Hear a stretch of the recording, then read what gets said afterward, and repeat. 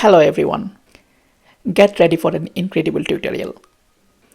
I will guide you step by step on creating a mind-blowing date table. Buckle up because this is going to be the easiest way to craft a powerful date dimension. Make sure to stick around till the end.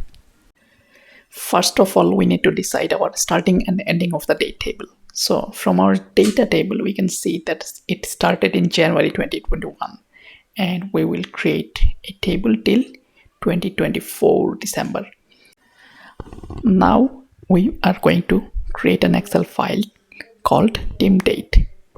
To create the dates, we will find out how many rows we need. So we will multiply 4 by 365, so it will give us 2021, 22, 23, 24, 4 years of data, and we add one that is going to be 2024 is a leap year, so in total we need 1461 rows. Right now I am creating a function that is called sequence, and that starts with the row number that is 1461, then the column number is 1, then we did start the date that is from 1/1/2021. We close our function. Only thing is, you can see the date value here. You can easily convert it by change the formatting to date. We don't need the formula here, so we select all of our dates and copy and paste in the same place as the values. Now it's time to create a table.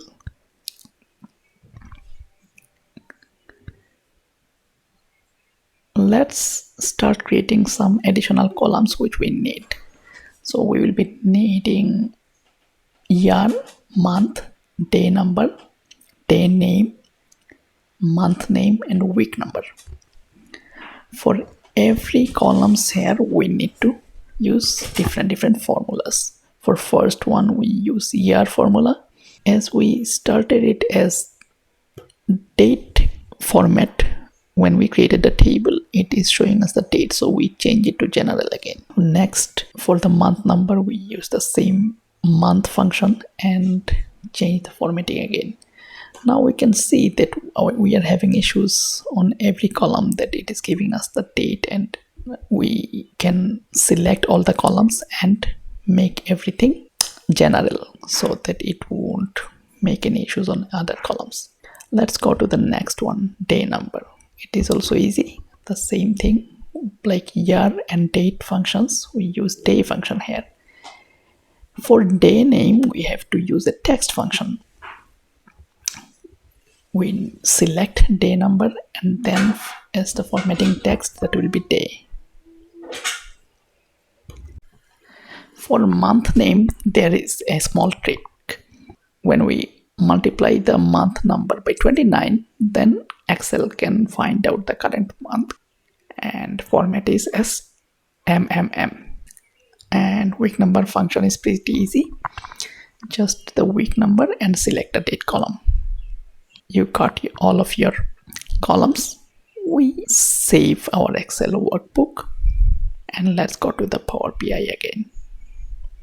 We load our date table Excel file and transform the data. I know we don't need anything, but yes, let's have a look. And yes, everything seems to be right.